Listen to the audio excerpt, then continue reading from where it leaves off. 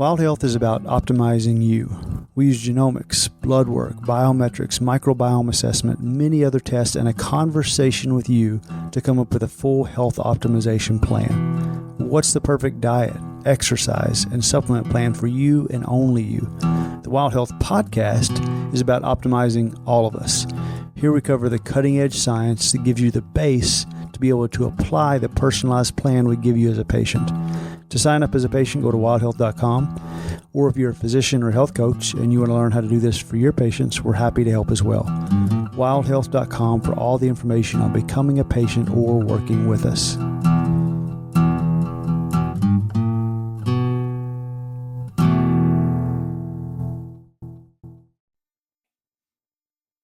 What's up, guys? It's Erin with Wild Health, one of our brilliant docs. I have Michele here. Michele Miller is one of our health coaches and a dear friend of mine. We are here to talk to you today about some awesome facts and tidbits about fueling your body. But let me tell you a little bit about Michele. So she's been a registered nurse since 2010. She's worked in all sorts of fields. She served her community in urgent care, emergency medicine, orthopedics, ski clinic, urology, surgical, and population health nursing. She's transformed her own health when she discovered CrossFit in 2016 and experienced enlightenment and realizing that exercise, nutrition, and lifestyle coaching were really key factors missing from our modern medical approach. From there, she went on to obtain her CrossFit Level 1 cert with the goal of merging practical medical knowledge with exercise and nutrition science, which she does every day as a health coach for us at Wild Health. We are so lucky to have her. She is a super mom. She travels all over the world sometimes. She's a chicken mom. She's a beekeeper. She has tons of skills, and we're lucky to have her. And I think you guys are going to learn a lot from her today.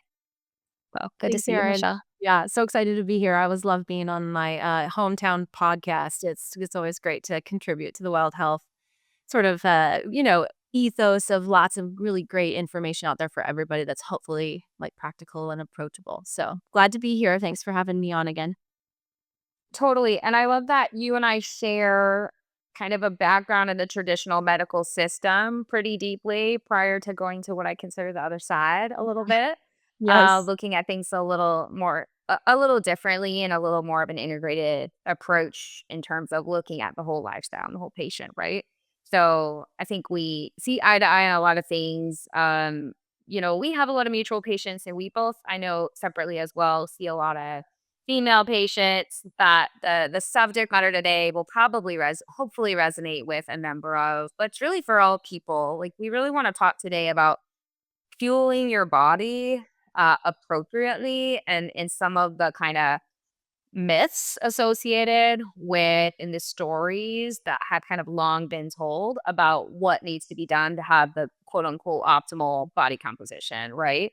So one of the subjects we're going to talk about is something called reverse dieting, but give me just a gut feeling on how often this comes up with your patients.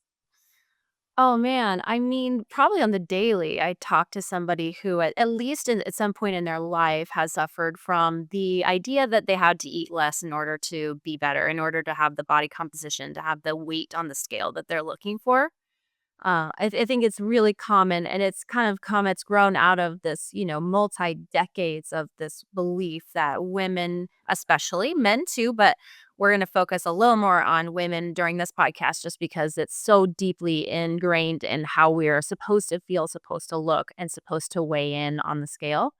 We have really strong relationships with kind of what our mothers did, what they like emulated for us, and what that number on the scale has been for us since we were like 15-ish. It's like when women start getting on the scale and they kind of know their numbers throughout the course of their life. And they all think that there's like this one optimal number. And it turns out that that number on the scale is like really missing a lot of information. And the things that we do to our bodies to accomplish it can be really detrimental. So I'd love to kind of untell some of those stories for women and talk a lot more about practical ways that we can more safely fuel so that we can thrive instead of just survive. Yeah, so we'll come back to what reverse dieting means, but there's kind of this age-old debate about calorie in, calorie out. Is this something, and I can talk about a little bit of the science of this, but Is this something that comes up as a question a lot with your patients, or what are your thoughts on Oh, yeah. the theory of calorie in, calorie out? Well, technically, it might be true in some aspects. I'm just so curious, real world, what you see with this. Oh, yeah, definitely. And it is like it's a powerful concept because at the end of the day, it is sort of true. But the problem is like, what is the burn rate? Like calories in, calories out. Like there's a huge variable in the middle, and that is basically the thermostat of your body. It's like your metabolism. How many calories are you burning during the day? And that changes a lot, like moment to moment based on, how good your sleep was the night before, where you are in your cycle, what your hormones are doing, what the demand is for amino acids based on what you've done in the last few days. Like if you've done some heavy work or you've gone on a long hike or you've, been putting out a lot of, effort and calories and the body is repairing from that. So there's this whole variable in the middle that's really hard to calculate for. So, essentially, it's like there's concepts that are big, like broad brushstrokes that you can follow, but they're not as simple as calories in and calories out at the end of the day. So it would probably behoove all of us to sort of eliminate that thought and think a lot more about just the concepts of how we fuel our body throughout the day. Yeah, for sure. I mean, if you break down how we actually burn calories, what Michelle's kind of talking about with the thermostat or like rate of burn, right? I mean, you're burning about like 60 to 75% maybe of your calories just resting, just surviving, right? And this is different based on what your body composition looks like. The rate of caloric burn changes depending on how much muscle you have.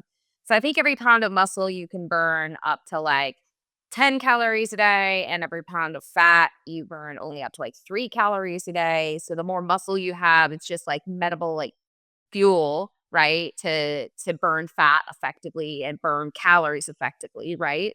Not even to mention, we could totally get into hormone weeds here and talk about what insulin resistance does to this and all sorts of other things, but we can keep it kind of simple for right now because even keeping it simple, I think makes this really clear to a lot of people in a way that wasn't really like told to me growing up, and I saw the cultural messaging of eat less to have a better body composition, right? Like eating less makes you healthier, makes you prettier, or whatever that like messaging subliminally is, or sometimes not subliminally. So about 60 to 75% or so is just at rest, right? Like just your body surviving. That's the majority of the calories you're burning every day. And then the next biggest chunk, up to about 20%, is going to be what we call like non-exercise movement. So walking around, doing your dishes, whatever it is, you're just going around day to day. And this is going to vary from person to person based on like how sedentary your lifestyle is. Things like step count can play a role here or whatnot. But exercise is only about 5 to 10%. I mean, certainly if someone's like an ultra marathoner or doing something really extreme, this can definitely switch. But for the average person, the vast majority of their calories are burned not during exercise. So this really matters. This theory of what your rate of caloric burn is, like that lever is so important, and there's an enormous return on investment because if you are not eating enough for a long period of time, you're in a significant caloric deficit for a long period of time. To protect you, your body is going to downregulate how many calories you burn at rest to hold on to fuel because it might need it for later because it thinks it's in danger. And it thinks food's not coming, especially if you're not feeding it enough. So when you are down regulating that 70 to 75%, that's an enormous amount of calories comparatively, right? So I just want to put it in perspective for people. You're quite literally like shooting yourself in the foot if you don't eat enough calories for a long period of time, because while you may not be taking in as many, you're reducing the amount that your body is able to burn on a regular basis. So it just becomes really complicated to, you know, get the body build muscle and burn fat and get the body composition most people are looking for, not to mention the health effects that can come from that with the hormones and other things. So I just wanted to give like a little bit of backdrop there. Break that down if that was like too granular, Michelle, of what you actually see in terms of people asking questions. Yeah, no, I'll just build off of it. Like it's so great. The body's like number one goal is to preserve itself. It's to survive, and it like overrides everything going on in our own brain and intention in order to accomplish that. So without you knowing it, with by eating in a deficit, meaning eating under the calories necessary for that 70% survival on a regular basis, your body is gonna turn down your thyroid. It's gonna reduce how many calories that you burn just by moving around and sitting around all during the day. The number one places we burn those calories is in our muscles, like you said. Movement takes energy. A lot of ATP is generated in those muscles. The second one's in our nervous system. So our brain and all of the nerves that fire our muscles and do everything else essential.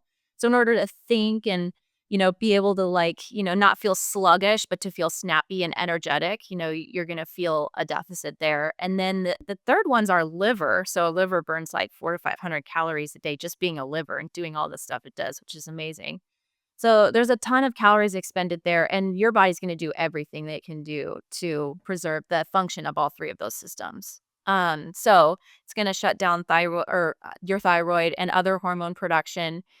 For women, it's number two priority is to reproduce during your reproductive year. So from the time you start your period to basically menopause, your body's second goal is to be And able just like biologically, the way women are biologically. wired, right? Not that this needs to be someone's, No, if that's not your thing, priority, but whether this you is just know how it or your not. body evolutionarily is made. Yeah. Yeah, exactly. Whether you know it or want to or not, your body biologically every month cycles through and is trying to create the environment for a baby to be able to, come into the world. So it's like there's a lot of energy expenditure that changes throughout the cycle in order to accomplish that too, which is why a lot of people like get cravings right before their period and they increase their carbs because they're like trying to put on, as much weight as, weight and or have the necessary nutrition in order to like have a fetus grow. So anyway, it's really interesting how our body protects these natural functions.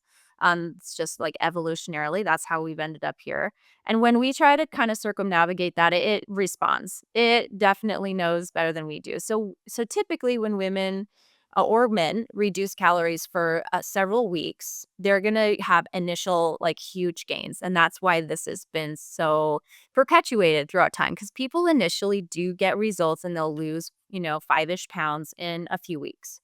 But that's when the body starts to respond and go, okay, we're going to turn down the metabolism. And then it starts using other systems like cortisol in order to improve energy and to like increase cravings. So cortisol increases your cravings for like sugary and high carbohydrate foods.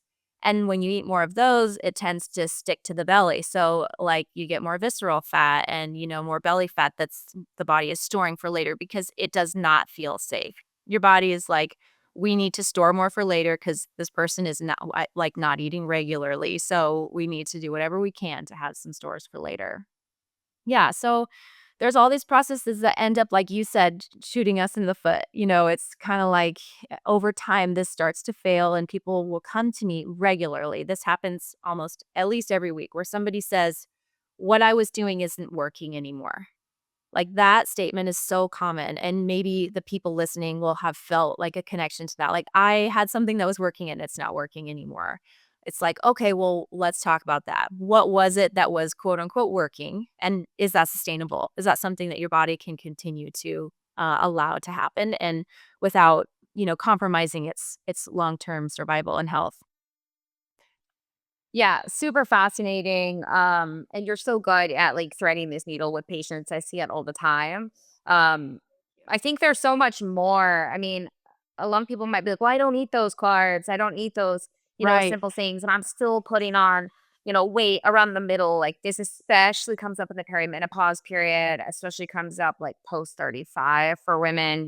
This starts to sneak in as you build muscle less efficiently and lose muscle more intensely, the body will quite literally like leverage different hormone shifts to build and hang on to fat for storage, for nutrition, like Michelle is saying. So yes, if you have cravings or eating simple carbs, which is like super smart of your body to produce those cravings in that setting, right? You know, evolutionarily, that's what you would need to survive in those times is quick energy, right? And so that will make that fat, like that growth of fat tissue and that hanging on to that fat tissue, like more rapid. Mhm. But it's probably going to happen either way with a prolonged deficit, especially in the perimenopause time because of insulin resistance and as well loss of muscle and an increase in cortisol, like you're saying. And then if you hit menopause and estrogen drops, this gets even more exacerbated for women. So is this a common time you see women start to talk to you about this, or is it kind of universal? And I don't mean to just speak in women and men, but you're not wrong. This is primarily who we hear this conversation from because Mhm. women's bodies are, quite frankly, just more sensitive to stress. And I think the cultural messaging is a lot deeper here. Wow. So I think it's twofold. But is there like a common time you see this come up in your patients I in think terms you're of like time of their life? I think you're right. Definitely, like, towards the later half of their 30s, in their 40s and 50s, perimenopause really kicks in and starts to change the script a little bit, and that's just related to sort of how aberrant all of the different hormones are and, like, how less reliable the energy system can be, and there is a decrease in muscle mass, especially if you're not lifting regularly, so it starts to come down a little bit, which slows the metabolic rate even by a couple hundred calories a day, like, that starts to like sneak up on people where they're like, I've just been eating the exact same and all of a sudden I'm starting to gain this weight and it's just the scale keeps going up and up. It's like, well, unless you're really putting intention to this and making sure that you're, doing strength training and preserving that muscle mass and eating more protein, which we'll get into the practical stuff here in just a minute. Mhm. Your metabolic rate does slow down, and I think it just sort of sneaks up on people. So I think the game really is about fueling the metabolism. It's about putting on the right logs, the right fuel onto the fire to keep that campfire really hot and burning without a lot of smoke and with a ton of heat. Everybody's been around a fire that just like is gross. It's like smoldering and just barely putting out any heat. You're kind of like don't even want to stand by it. And then there's like really amazing fires that burn really hot and have a great amount of fuel on there. And that's exactly how we want to approach the metabolism is like keeping that fire cooking hot. And so that's where the idea of this reverse dieting comes from. So do you want to jump in there? Yeah, one more thing I want to touch on something else you were talking about that I just thought of like my own personal self with this. And I've heard this a lot with patients. So I think tell me what you see, but I think I see a lot of people that, and even personally, it's not even an intentional caloric deficit. Like Yeah.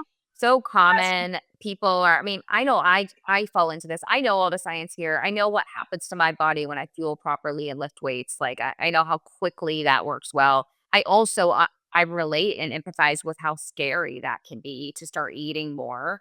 Oh, It can feel really scary, but still, even with all that like knowledge and backdrop there and historical evidence, I still during times like after my son was born, I'm like, dang, I'm probably eating like 1,300 calories a day right now because things are busy and things are crazy. There's a few days in there that it just like didn't happen, right? Or you're just not hungry. And then the more stressed your body gets, you're not hungry in the mornings. And like it can be tricky. So I just want to empathize with people yeah. that this isn't always intentional dieting and intentional, severe, restrictive food choices or deficits.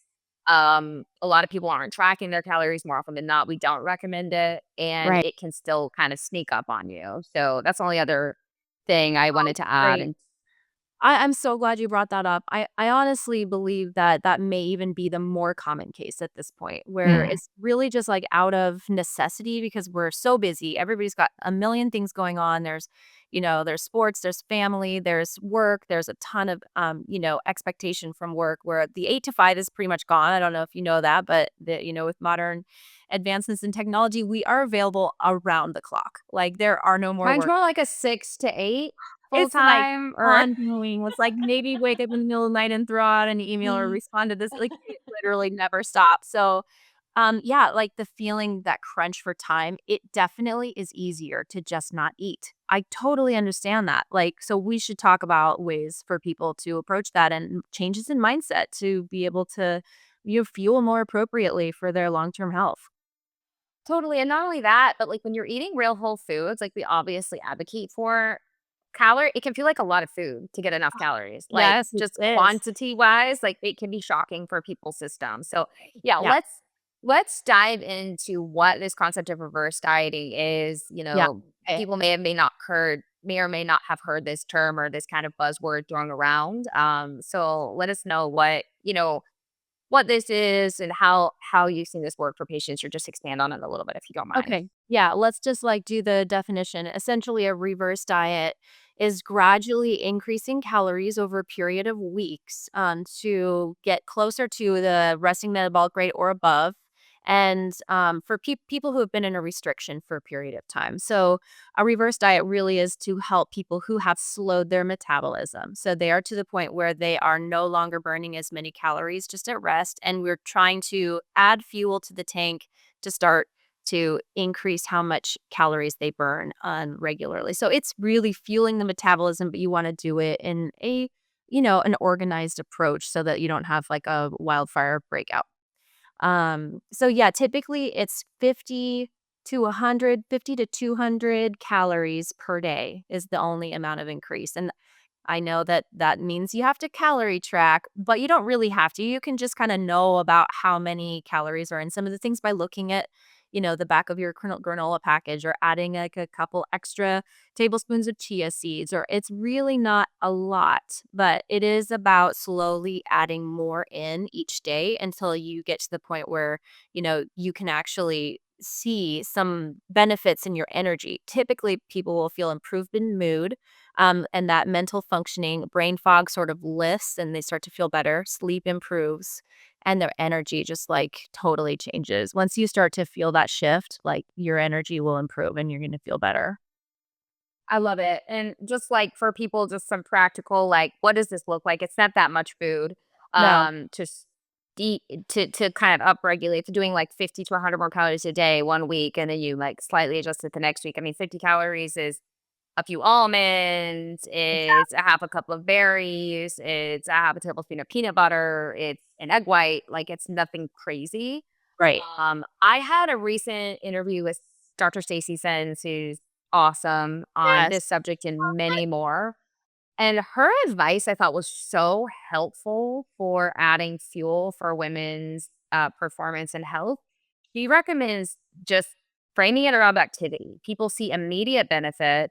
People see immediate increase in energy. They're immediately better, typically able to tolerate and withstand exercise. And then those benefits are compounded because then they're not in such a catabolic state or like a breakdown state following the exercise, so they're able to better build muscle, which then compounds that energy like improvement that they get, and the ability to like improve that rate of burn like you talked about, because you're not only increasing the metabolism by giving your system enough fuel and getting it out of scarcity state, but you're also better able to build muscle, so it's like win-win, right? Yes. So I thought that was like brilliant, and it's so tangible for people. It's like, okay, bring that protein shake on your way to the gym with you, or bring a banana, like, something simple that you can like have it stacked with something else and see immediate benefit. So that I don't know if you've seen that help people, but I thought that was like Definitely, brilliant yeah, and advice. there's a cue there, maybe if for people who do have a good exercise routine in place, like, that's something that they're like, "Okay, I'm gonna habit stack this with eating a little bit more fuel each day." So, that's, like, number 1. If people, like women especially, are going to the gym in a fasted state and then not eating afterwards, it's it's almost not worth going and exercising other than, the social benefit you might be getting or whatever. You're really, not gonna get the benefit of all the work you're putting in. So, definitely eating a small snack beforehand, especially if this is in the morning, especially. And then in after your workout, like Stacey Sim says, about 30 grams of protein can be really beneficial for fuel and for building muscle and making sure you're getting those at that moment, your body needs amino acids, which are like they're like the vitamin of protein. Protein comes with this benefit because calories and amino acids, and those amino acids are essential for building all of the muscle tissue, but hair, skin, nails, hormones, everything else that your body's putting together at the same time. So it doesn't have to sacrifice those in order to build the muscle. So, yeah, fueling after doing something regular that, you can habit stack with is fantastic. I think for the other half of people, it's like it's usually adding in breakfast or sometimes Like starting. without like a really like regular exercise routine, you mean? Yeah, so other people, Yeah. other common thing I see is that people skip breakfast or aren't hungry for breakfast. They're like, oh, I can't eat in the morning. I can't eat until 11 or noon. I get up, I have like coffee or black coffee, and I just, start my day and usually get hungry around 11 or noon. And you've missed an opportunity, many hours of opportunity to get in a good amount of nutrition at that point. And then you're playing catch up the rest of the day. So then you get And hungry you're about, given that extra cortisol fuel with the yes, caffeine, fasting and fasting and 100%. caffeine. I would avoid that. Just a Exactly. blood sugar party. Oh man, it's just like it's a perfect storm, and day after day after day the body starts to resist it. It's like this is not working for me.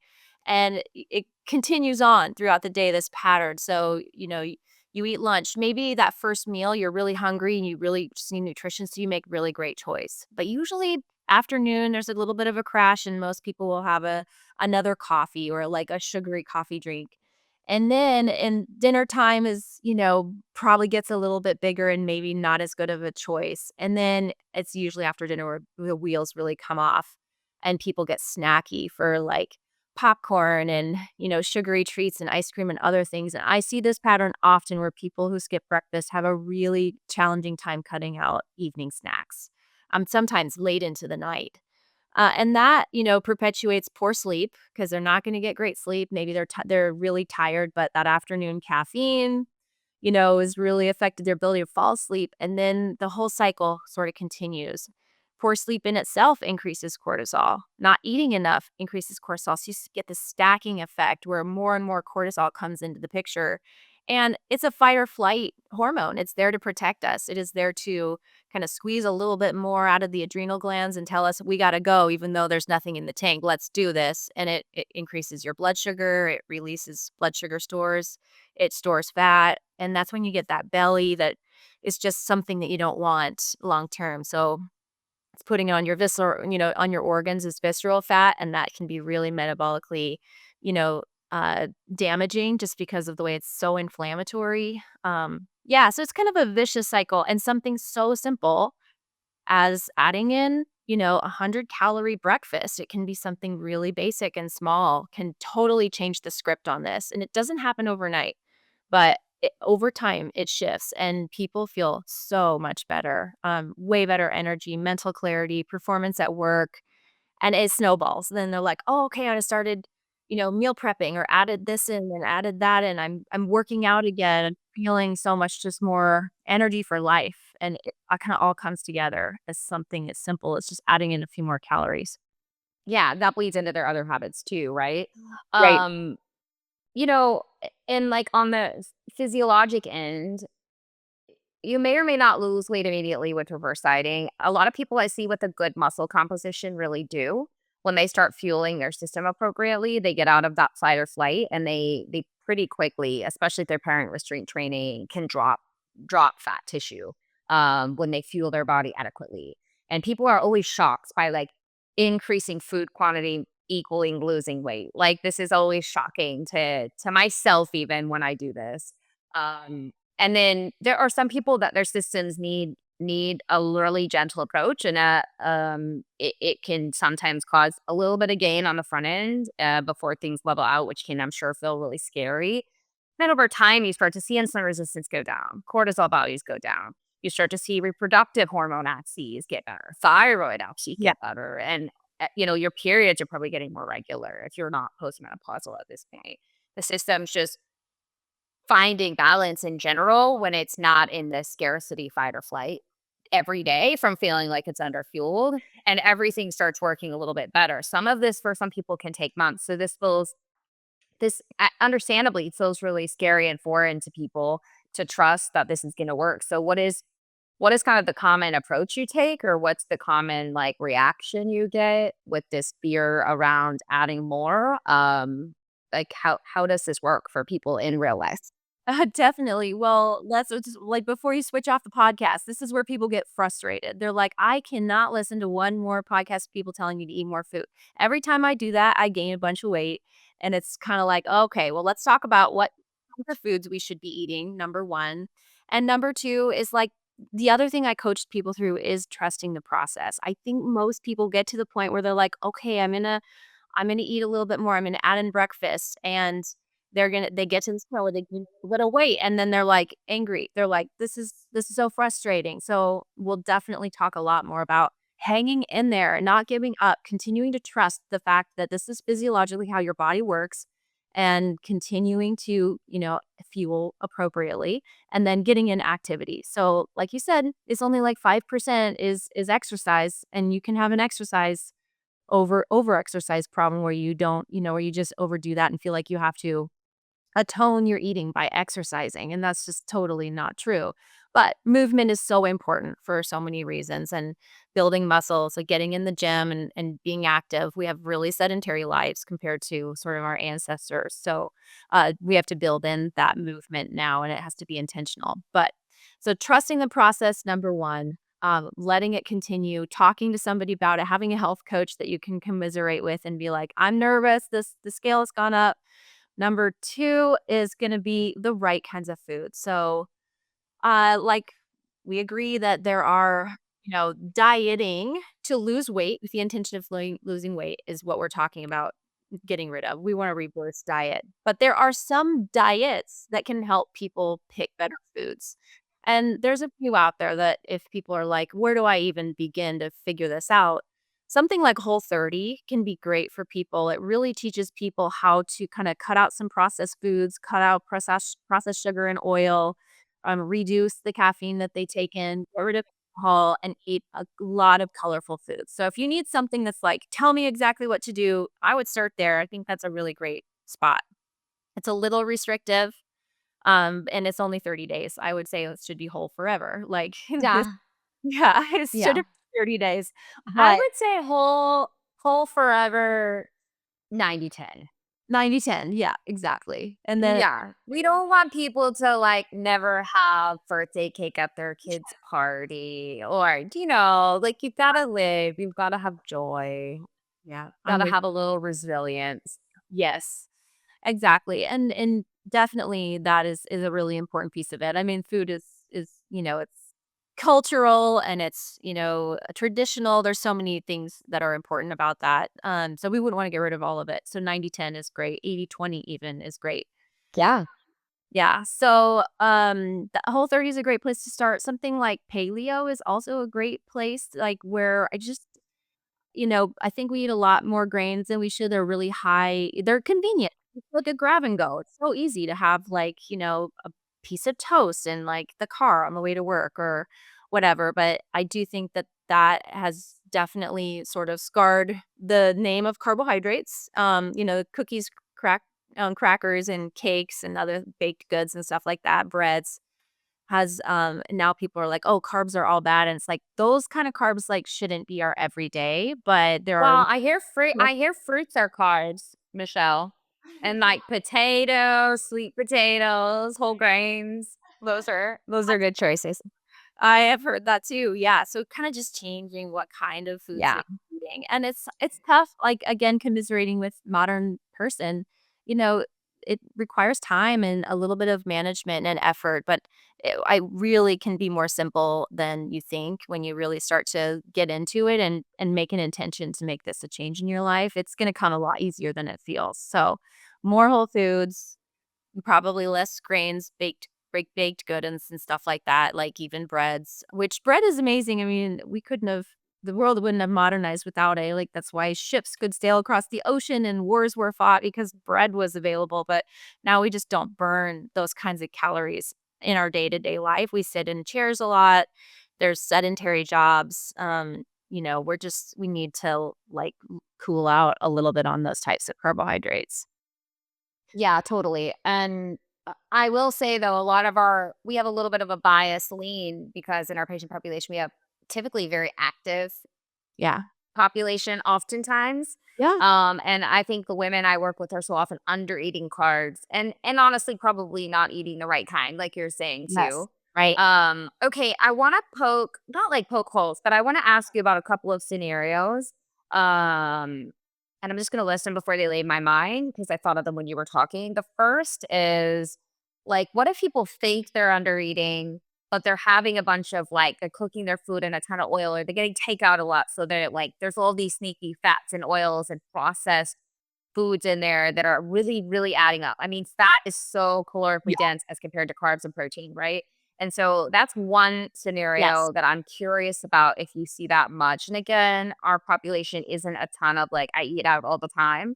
So it's a little different. And then the second is like, when is there a time for a deficit? Like, increasing calories forever more it isn't the answer. Ultimately, calories and calories out with a healthy metabolism, that equation works, right? Yeah. And so that is the other question I have for you. At what point do you consider a deficit again? If the goal is like in the bodybuilding world, cutting, but in the real life world, like when do you cool off on this?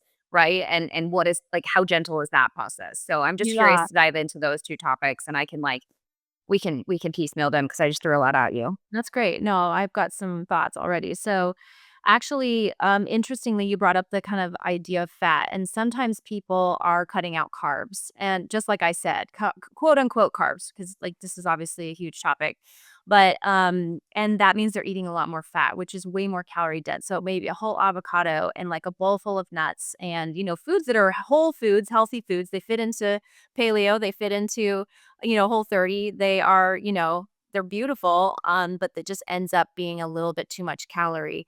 So one of the diets that's really challenging would be the keto diet. So great for people with epilepsy or other brain conditions where they really need to reduce like carbohydrates and live off of ketogenesis. And really detrimental for the regular person who ends up cheating on the keto diet.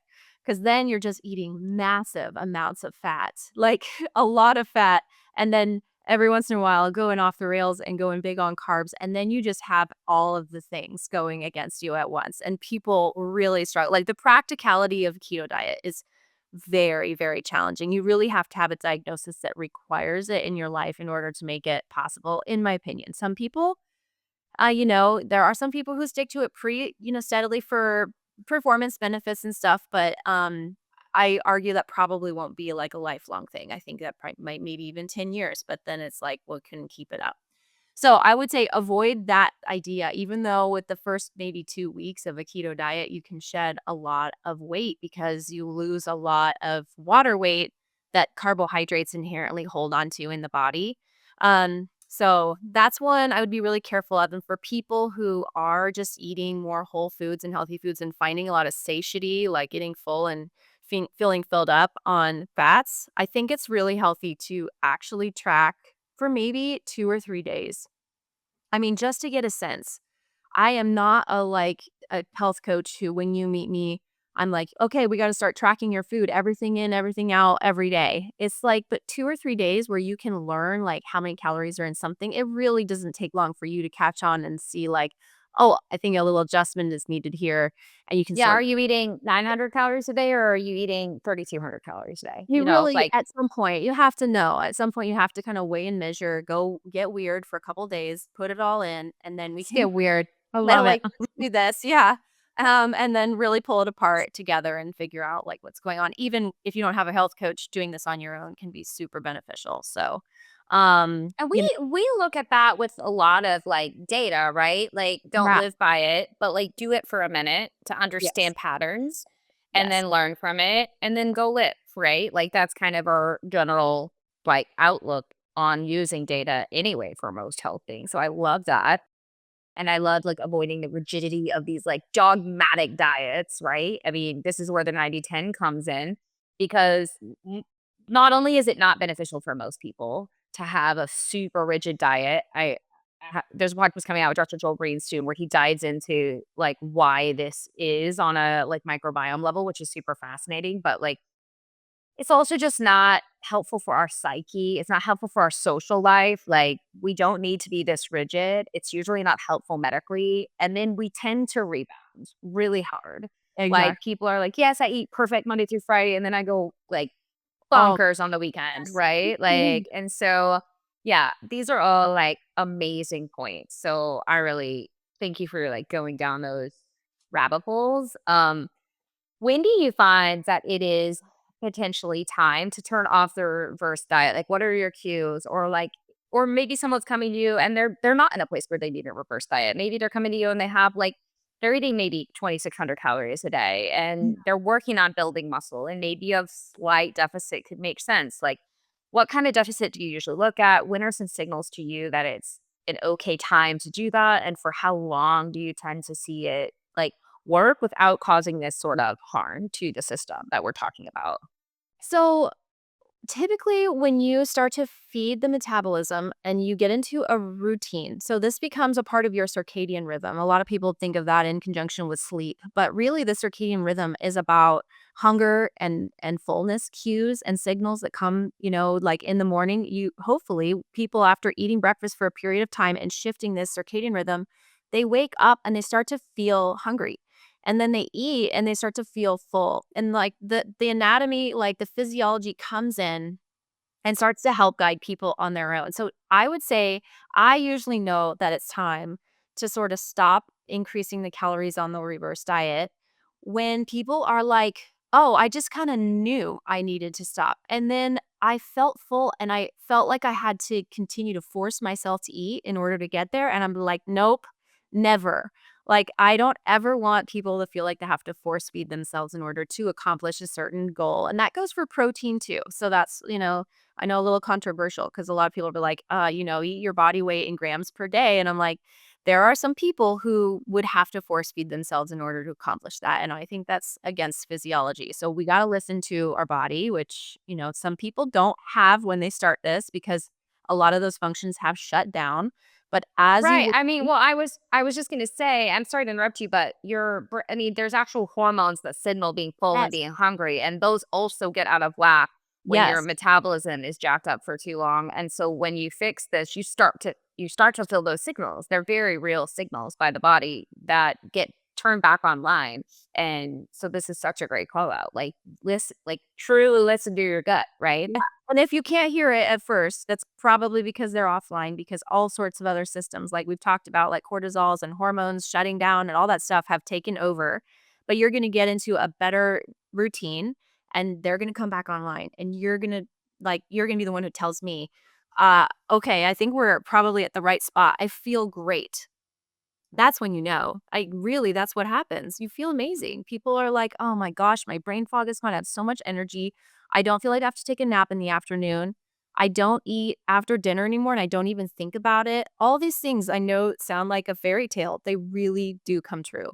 This happens when you just stick with the process. This happens, this works for people over and over and over again when they stick to it. Yeah.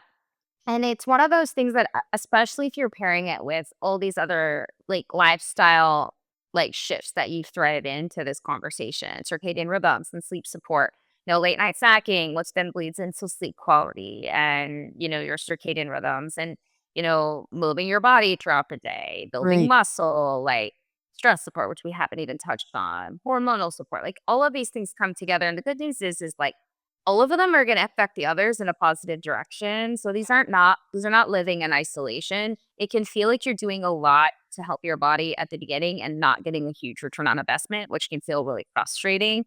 And then this starts to take hold as it all starts working, and people can feel like momentum shifting, like you mentioned earlier, and people just feel more energy swells and they're making better choices. And then it's bleeding into how they're sleeping, and then they have more energy to work out, and then that muscle helps burn fat more effectively. Right. So it just all starts coming together. And so that patience, is such a tricky thing because I think as human beings, like short-term sacrifice to long-term gratification is not, and Yeah. long-term benefit is not something we're really wired to do. So it can take a lot of that's a lot of discipline, but I think support by our health coaches is like immeasurably helpful in that Yes. in that Yeah, in a capacity. community, surrounding yourself with other people who are doing similar things, you'll usually find them at the gym or at, in the health food section at the grocery shopping market. Chasing Um, their chickens around. yeah, exactly. I'm really interested in, yeah, trying to grow as much food. I have like a 70-pound pumpkin I'm so excited about. I'm gonna have to show it to everybody. It was almost an accident, but You're I'm full trying to of surprises, Michelle. I know, it's awesome. Yeah, so just trying to, like you said, balance things out. And then, it gets complicated with the cycle because not only will people get to this point where they're like feeling great and feeling better, but then they're still going to have ups and downs throughout their cycle. And then during perimenopause, that cycle is no longer as predictable. And then they've got ups and downs for who knows what reasons. And that's another thing that people stress about. And that sort of changes their behavior on a day-to-day basis. And then they lack the consistency. And to that, I kind of tell people, and I'm very much in this myself, this perimenopause phase. I tell people, like, hold steady. It's okay for there to be weeks that are better than others. It's all about getting back to basics, like knowing what your basics look like. And it's really simple: movement, getting good sleep, having a consistent sleep routine, eating food in the morning, in the middle of the day, and in the evening, and just like, getting this routine that is ideal and going back to it as often as you can, even when you fall off. And not being kind of blown here and there by all the winds of different hormones and things that you feel like are changing, and like that your body's changing forever. It's an up and down. You kind of just need to stick to something and be consistent. So, it can be done. Like, this is something that is a little bit of an up and down, but I think when people change the variables constantly, that's when you end up really confused and the body just doesn't know what to do, and the weight gain continues. So, Totally. I love it. I think one of the common threads I'm hearing is just small changes, right? And just staying steady and staying on track, even with these deviations. I mean, the whole body works this way, but you're going to see the weight fluctuate from day to day, from week to week. It's patterns that matter. Same thing when we look at our wearables, same thing when we look at our labs. Like, we look at the pattern over time, right? And these big swings of habit shifts or of calories, the yes. body doesn't know what to do with that anyway. And so I think, typically I recommend people, I mean, the deficit when someone is at a place to slowly lose some weight in a healthy way, like the deficit is still so small compared to what maybe they've done in the past to effectively do that without losing muscle, right? I mean, we're Yes. talking still a matter of maybe a couple hundred calories. Like, Exactly. Yeah. right? Like, it's still, and we mentioned what that looks like previously, right? Like, it's still such a small shift. And so, just keeping in mind that this is like consistency is really the thing here, which is Yes. hard. There's no sugarcoating it. There's no free lunch. Yeah. Like, it's just discipline. It's a lot Well, of, there's ways to make this simple, and there's like pre-made things that you can find that are healthy, and there's like more and more products coming online that are like you can go buy. But at the end of the day, this is a lot of cutting vegetables. Like, I spend most of my time cutting vegetables. It takes forever. Like, that's what people are like, well, I don't have time to make dinner tonight. I was like, you don't have time to cook vegetables. That's what takes forever. And to get the amount of vegetables we're supposed to eat, I get it. So take a nice skills course. Learn how to do this efficiently and in a way that's or enjoyable. buy some frozen vegetables if Buy you're some super frozen busy. veggies. Like, I get it. Like, That's We have 100%. an infant for one more week. Gosh. Oh I my I mean, we'll gosh. still have him, but he's about to be a toddler. Turn one.